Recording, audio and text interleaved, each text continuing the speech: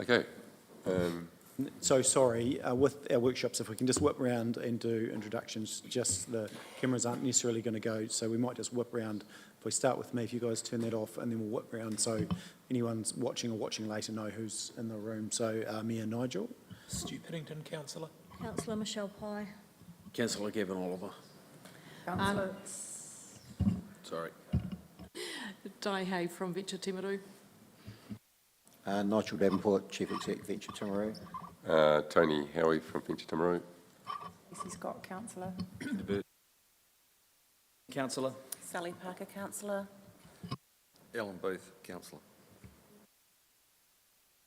Yes, sorry, and we've got Scott Shannon who's got the flu, so he's on via Zoom at the moment. So I'll pass to you, Tony and Nigel. Thank you. Thank you, Mayor Nigel, and also in attendance is 3 others, Erin, Paula and Tony Bryan.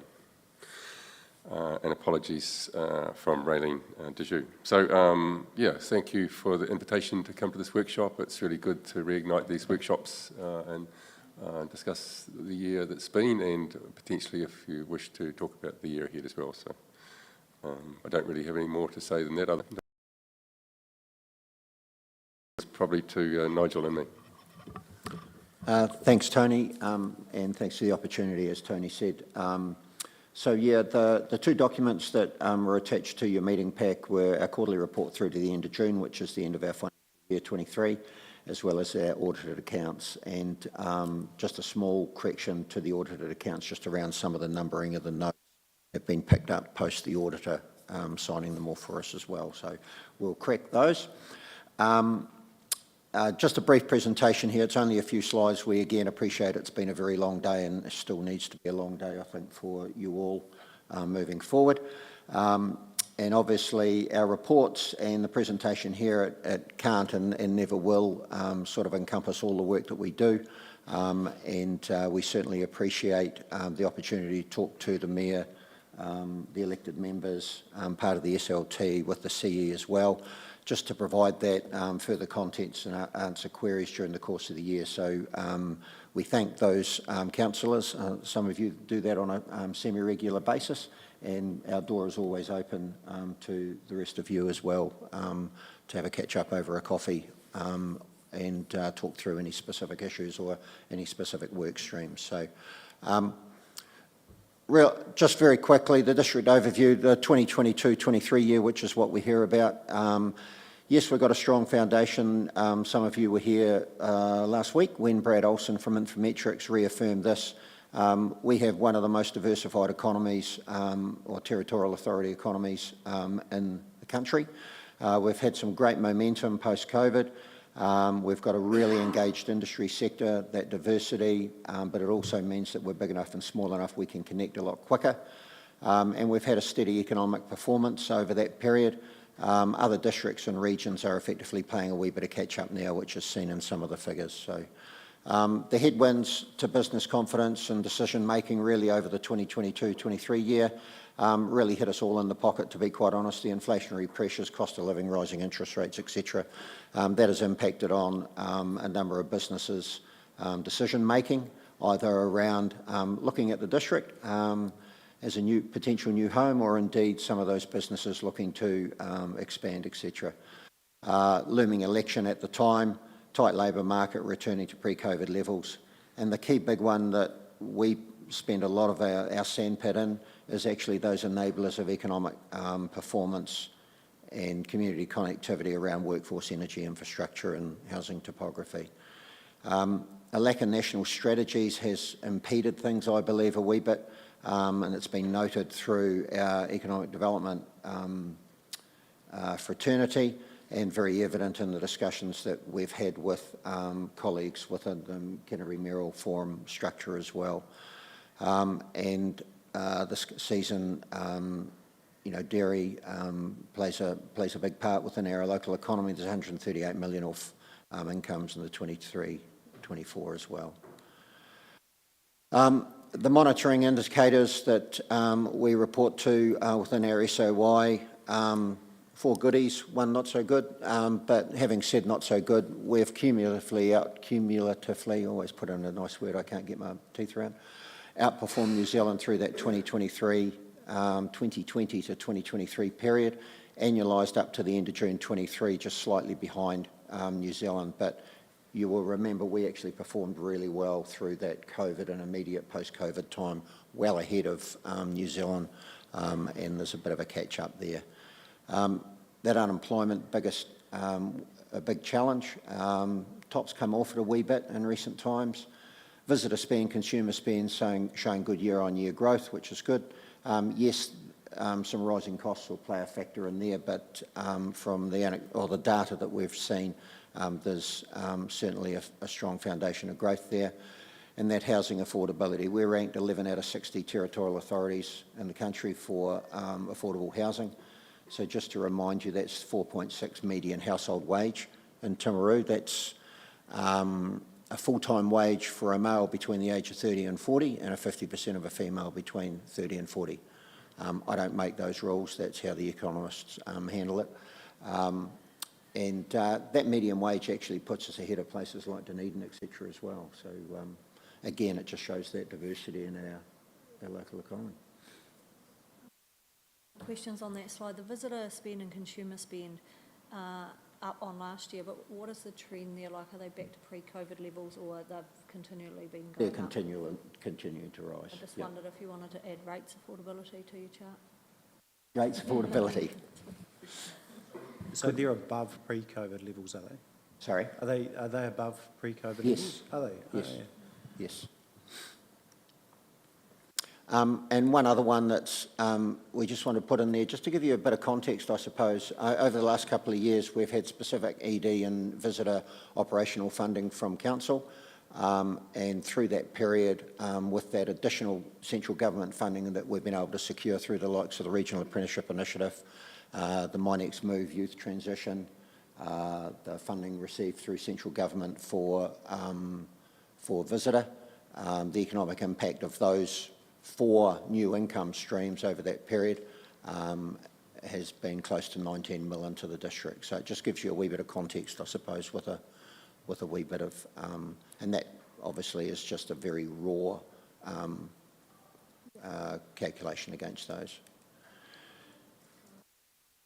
How do you even calculate that figure? Is that from someone like Infometrics, or is that... Yeah, Infometrics use a multiplier effect of that funds coming into the district, and the multiplier effect of us, A, securing it, but B, more importantly, it's that multiplier effect of its spend through the district. Oh, shit. I mean, gosh. Sorry. Sorry, can you just flick that again onto slide for me, Jessica? Sorry about that. This here, just really some high level, it's not everything, obviously. One of the big things this year, which you can't see on the screen there, is through that 22-23 year, we worked alongside Port of Tauranga and Pacifica Swire to secure a new coastal shipping service into Timaru, alongside with the support of some of our bigger exporters in the wider district. So that was something that we're really pleased to have achieved, and we were talking to them around increasing the frequency of that.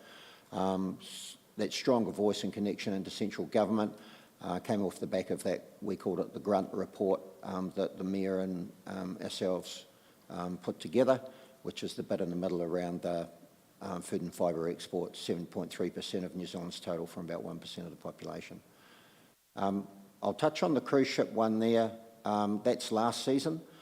This season is significantly larger. We're talking 19 ships and 33,000 visitors starting next Monday, and an estimated economic benefit of 6.6 million this year. So we're really appreciative of the partnership we have with Primeport and the support from District Council. The one thing, and the ships have really only gone from 14 to 19, but it's the mix of the ships.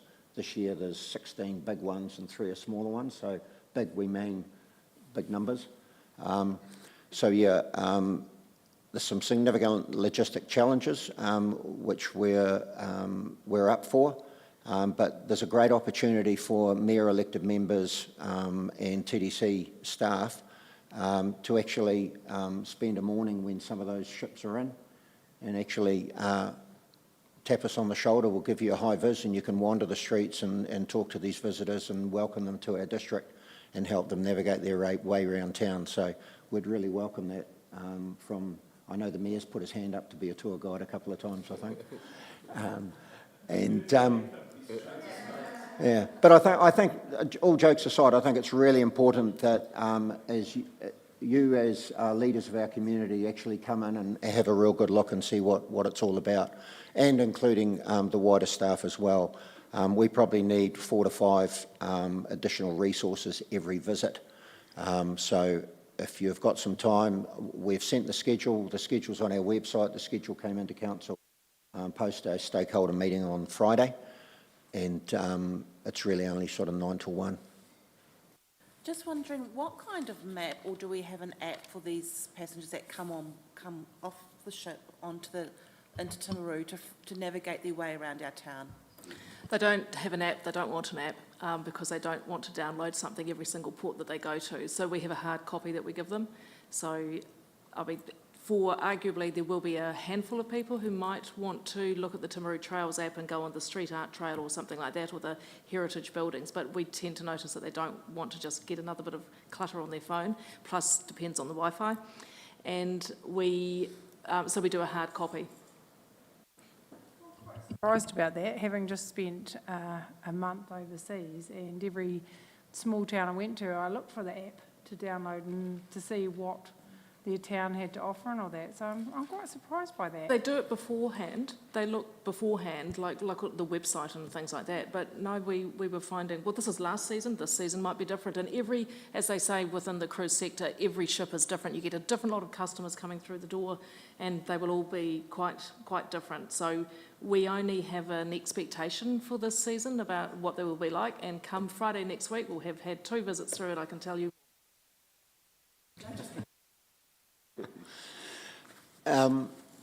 And just a couple of other things on there. Obviously, we've been sitting alongside ECA and Alpine Energy and the wider stakeholders around our energy transition accelerator, so that front-end piece around decarbonisation, that's only one part of it.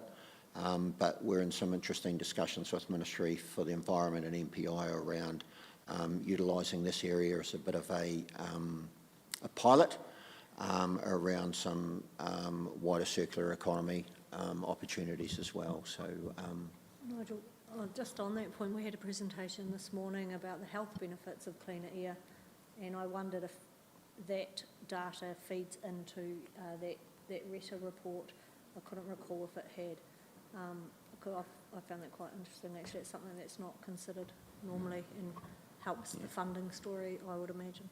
Also on that page, the virtual reality driving simulators. So do we have any stats on converting that into people getting their licences? Because I see that as a barrier to entering the workforce for a number of students, and it's one thing to have the simulator, but how do we turn that into them actually getting their licence?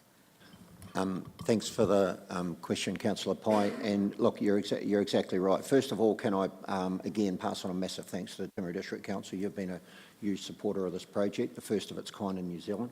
All 11 are in there, and there's another 18 or 19 around the country as well. You're right, the idea behind it is, and we as an economic development agency, one of the biggest things we hear from our businesses is that when someone turns up, they want them to have their licence. So it's all about that driver education.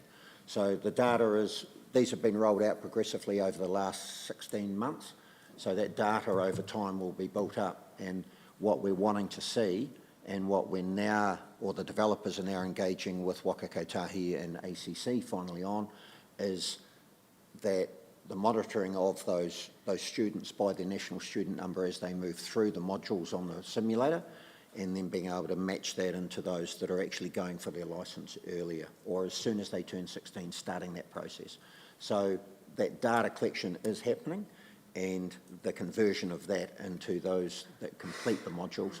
We firmly believe with the developers that it will get to the stage where it might not just be our virtual reality driving simulator, but others, is that new drivers, either those turning 16 or new to driving, will have to have completed X number of hours on simulators as part of their move into. Do you think that'll convert into a change in the law? Because we employ a lot of students, like this summer we are, my son included, who are only on a restricted licence and probably more experienced at driving than a number of 23-year-olds just because of the number of hours that they've spent driving. And it's a real barrier to employing young people in our district not being able to get a full licence when they leave school. Yeah. Oh, look, I'm on the same page as you there, Councillor Pye, and it's a matter of advocating a lot louder, and also, you know, accelerating also the opportunity now, you know, and you'll know through your involvement with our transport and logistics group, the accelerating the some of that Class 2 stuff as well. There's just got to be a bit more, not awareness, it is awareness of the environment that we're in now. You know, we need people to get their licence safely and appropriately, but there's different ways we should and could be doing that. So, To say having that aged child as well, now having the big L plates on my car, there doesn't seem a desperate passion to get their licence like in our day. You know, we were there as soon as you had your birthday. But there is some really good driver education programs in South Canterbury, and I know just with our Y work and Salvation Army, and it's just getting those out there and yes, 100% encouraging not even youth that are, you know, may have barriers. It's all youth. They just have no desire to, they don't see the importance of getting their licence. Lazy. No, and I'm talking about my own social networks of children. Stop driving kids around. No, look, you're exactly right, and you know this isn't a silver bullet. It's a key resource, but it sits alongside those driver educators like the Y and the Salvation Army and AA, etc. And you know the Y has one of the non-school simulators there as well, and we've just actually a couple of months ago taken delivery of a mobile unit. So the thing we're wanting to do, we're talking with Daniel Norday at the council because you're such a supporter. We're going to park it up here for a couple of 3 days and let you and your staff have a go on it and see how good we all are. One final comment on the licensing thing. There's actually a really good climate change argument on kids getting their licences earlier because 4 of them will drive 4 separate vehicles because none of them have their full licence. And so when you're advocating, you could add that climate change argument in there. I haven't heard too much about Scott Base lately. Is there any update on that?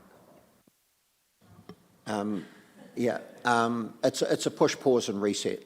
So the budget, as is known, went from 344 mil up to just over 500, and that is it. So like any project of that size that's taken a wee while to get to the above build or the start of the above ground build, they're just pushing, pause and resetting, stepping back and having a look and going, right, we need to fit this project within that budget. So that process is well underway at the moment. We would anticipate hearing something, if not just before Christmas, then just after, as to when it will effectively kick off. Now that we're sort of, touch wood through the worst of COVID, what about events that people are coming to you guys with? I mean, are we seeing like more people coming to you with event ideas? When we had the Major Event Support Fund out for applications, we had 2 new ones. And amongst that, I think what's happening with the events industry is, as one of the event organisers who's been doing some work for us here said, it's been one of the hardest hit ones from COVID because they were the first to lose their jobs, or some of the first and some of the last to get them back again, is that people are only really gaining full confidence in running events now successfully and financially to their benefit. So I think it will increase from now as people really feel kind of confident in doing it. And even whether, when we had the Brews on the Bay a couple of weekends ago, I know that they had sold something like 1,600 pre-tickets, and then the weather forecast said there were going to be thunderstorms. So they had 1,200 through the gate, even though they'd sold 1,600 tickets but it was still fine. They went okay at the end of the day. But even things like that, all sorts of things put event organisers off running events. And just moving on into financial performance, so income yes, operational funding from council, including and in addition to operational funding, the Major Events Fund. We ran a small surplus last year. And just to give you a bit of an overview, as at the end of June, our unallocated reserves were sitting at about 165,000. We've allocated 95k of that towards aspirational Timaru. We're looking to partner fund that with TDC as we positioned when we put RSOI in at the start of this year for the current year. We're just awaiting, we've applied for 25k of that into your Economic Development Fund. We're waiting a response in relation to that. And then we have put future foods capability. This is looking at playing to our strength, looking at our processes and going, right, what is the demand, what type of food is the consumer looking at in the immediate future, and what is our capability to adapt our processing to potentially incorporate some of that as well. So quite a market-driven focus rather than here's where we live, this is the sunshine hours, this is how much rain, so let's grow this. We've got to understand if the market actually wants it or not. So, and the one thing I would make there, it's really important, we believe that we maintain appropriate levels of reserves. It gives us the ability to act really quickly if and when things occur. Point in case COVID, we established a business support fund. Cruise last year, when it went from 0 to 14 overnight, there was no budget line there, so we utilised some of our reserves in that respect. The funding of the work associated with the RFP for Scott Basin and the subsequent engagement there as well. So, so that just gives you a bit of an overview of where we're at from a financial perspective at the moment as well. So. Sorry, Nigel, and this came up around our climate discussion this morning around who should lead certain things, and it was around commercial food resiliency, and the conversation sort of pointed towards industry largely, and not that I'm not supportive of this. My question around future foods capability is that I guess my question is the money that we are spending on that going to move the dial, or is it then again going to be more industry-led? So my question for the 45 grand that we're getting, is that going to, what is that going to do, and where's the change that we're going to see based on that? We're just finalising the project as such. The board at my request has agreed to set aside 45k for that. That is subject to us getting support and funding from industry or other organisations. So the focus of it is effectively looking at what is the food demand of the market moving forward, what is our capability. Out of that will drive what are new or additional crops or that we should be looking at and growing. So really it's an expansion of an existing strength that we've got. So a number of there's counterparts of mine around the country that have basically jumped potentially on the hemp wagon or whatever, and they're all growing hemp. Well, where's the market? So we're looking to come at it from another angle. So it's around enhancing and growing the existing capability and expansion of that. So potentially more apples, depending upon the ability to process. So horticultural, cropping, and a wider number as well. Nigel, So it is a strong economic driver of a strength. I'm really pleased to hear that you're starting with the market, and I question the report that you did last time where you were starting with the grower. All I'll say is I'm pleased to see the change of focus. So pleased that you're starting with the market. The other thing I would encourage is, over the last couple of days, I've been reading our reports, so quickly jump online, and there are a lot of reports out there already, and so I wouldn't want to be going out and recreating the wheel. And so, for example, almonds. So Hawke's Bay District Council, Central Hawke's Bay or somewhere up there, has already commissioned a report on the cost of producing almonds. So I'd hate to think that you're going to go and produce a report that's kind of already out there in the market, and I hope that you look at what's already there before, and what industry have done before we rush off and spend 45,000. A really valid point. I'm all up for stealing and borrowing where we can and not reinventing the wheel in the context of the report we're talking about here. Yeah, so, Michelle, just to add to that, when we delivered a workshop, which was quite a while ago now, and it was, oh, were you there? Oh, yeah, and it was definitely an exploratory type of workshop of how do we move this, and that market dynamics was driven from that workshop too. So from the growers that were in the room, so I think that has been our shift, is that we listen to our food producers and they said we need to look at that market dynamic. So that is the shift, by listening. Yeah. it was a bit of a light bulb moment, to be quite honest. Yeah, because every change we've had on farm, and we've had land use change in my time, has been driven by the market. Yeah, So we should always be starting with the market, and I hate to say it, Nigel, but I'm worried that you said it's a light bulb moment, because it's been obvious for years. No, I meant it in the context of sometimes you couldn't see the forest. Sometimes you can't see the forest for the trees, and actually stepping back and then going, well, actually, that's all well and good, but it actually is this. I also think it's it's good to look at the diversity of our economy as well. It is very heavily focused on dairy in South Canterbury, and our positioning within the South Island and the strength of our manufacturers, our food processors in this area is one of our strengths of our district. So I think we should play to those strengths a little bit and see what diversity we can have in that space. There's one more thing in that. It's one thing to have diversity and that market-led, that the next step is having the regulatory framework in place, because at the moment it's very difficult to change what you do on farm because of regulation. Although it's probably easier in the horticultural space than it is in the animal space. And just in closing, and we're open for all questions, obviously, but the year ahead, we spoke to this in our SOI workshop with you a couple of months back, or 3 or 4 months back. This Timaru district towards 2050 is a big piece of work that we firmly believe needs to happen. We're very keen to get that underway. We'll continue to advocate for the diversity of our housing stock, and really thrilled to be championing the private sector partnership piece of work through the CBD, which is progressing really well, and we've been in constant engagement with your officers in that regard.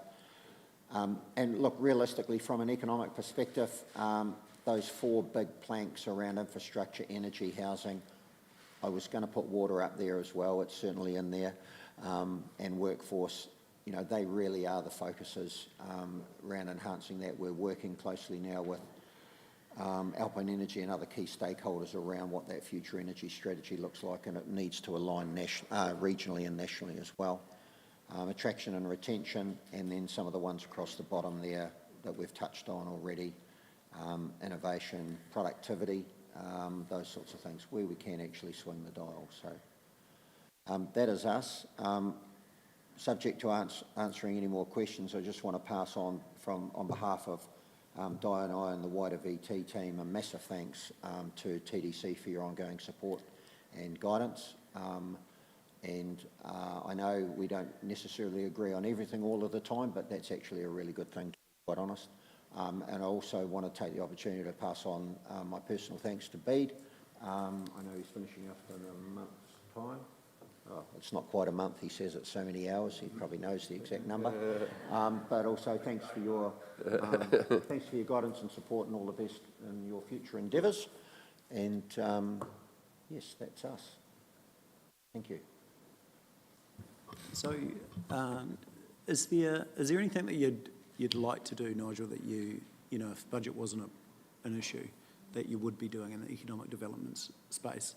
And also, what would your biggest critiques of the organisation be, if you were to look at, outside looking in?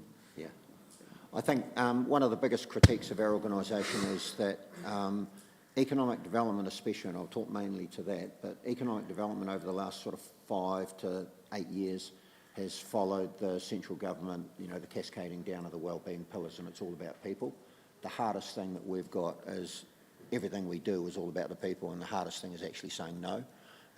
We have limited resources, we have limited time, and our ability to get across everything isn't there, to be quite honest. So one of the hardest challenges, and I wrote it on here, is actually saying no and making sure that what we're doing is making the boat go as fast as it can. And by the boat going, that's our wider community. I think we've been fortunate over the last couple of years, especially through the visitor side of things, to receive that additional funding from central government post-COVID, which has enabled us to really ramp up and solidify some of those wider promotional resources that is holding us in pretty good stead. The work that Di and the team have done in that space has been really good, phenomenal, really, to be quite honest. The collaboration we have with our near neighbours is better than it's probably ever been. If money wasn't an issue, well, yeah, look. Conference centre. Yeah, I think we've got every piece of the jigsaw on our table. The biggest part is just making sure that they're all joined up and they're face up. You know, we need more people. We need the infrastructure and the housing and the not the opportunities. We've got the opportunities, but that wider community. You know, the commitment that council's making in relation to the Theatre Royal, those sorts of facilities. I was going to say not Fraser, Arangi Stadium. Those sorts of things, you know, they're things that are actually support. We've got great health, we've got great education. So, you know, as much as I use the word enablers up there, you know, that's what a council is. You guys are an enabler. And, you know, the work that you're looking at doing in relation to CBD, you know, looking at, you know, how can we make things happen, not we can't do it because, is hugely important as well. So that doesn't really answer the question in terms of the extra money, but it does come down to, I think the other thing I would say too is it's not growth for growth's sake either. We've got to be smart with this. You know, it's not all about, you know, more businesses, more people. It's actually about our communities and what actually makes sense for us. Put it a slightly different, what would be a core FTE that you would have to support core economic development function that you don't have now? At the moment, we've got the equivalent, there's 8 staff, but that's the equivalent of about 6.2 FTEs. Based on a bit of a back of a cigarette packet calculation I did about 6 months ago, looking at our colleagues around the country in terms of the, you know, it was sort of a rough, you know, FTE per population, per project, that sort of thing. You know, if money wasn't an object, you know, somewhere in that 10 to 12 FTE split relatively evenly across the economic development and tourism side of things would work really well. For argument's sake, you know, we've got a burgeoning cruise sector. Admittedly, it's only for a short period of time, but it's a pretty full-on period of time, and it takes up to 4 of our staff out of the office every day that those cruise ships are in here. So, again, we're still second year into that, so we've got to do a bit of massaging around that, and it may well be that moving forward that we have a specific, you know, cruise sector person. The other thing that you could have within that section too is be a little bit like Christchurch NZ and Taitaki Auckland and have like an events attraction person within that and part of that. So you're actually making bids to get people to town, because that's what lots of the places want on to span the weekend period, where they might be busy during the week with corporate visitors, but to have more people coming in over the weekends. Like this weekend is going to be massive because we've got 4 in Rotary in town, and then we've got the Geraldine Festival as well. So to be extending that area would be amazing, and we simply just don't have the resourcing to do it. We're struggling at the moment, particularly because of the impact of the cruise at the moment. The other one, actually, just thinking on that in the ED, would be a data-specific person, a specific person around data. The majority of our colleagues around the country, big, small and otherwise, have a specific data. Quite a specific person too. Yeah, look, and I think that's something this organisation probably misses as well. So in that regard, yeah, that's interesting.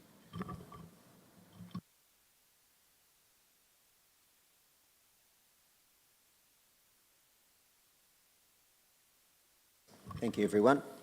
Enjoy the rest of your day. Yeah, thank you, appreciate that. And, yeah, please do. We'd love to hear from you individually around some days and times that might suit to put on the pink vest.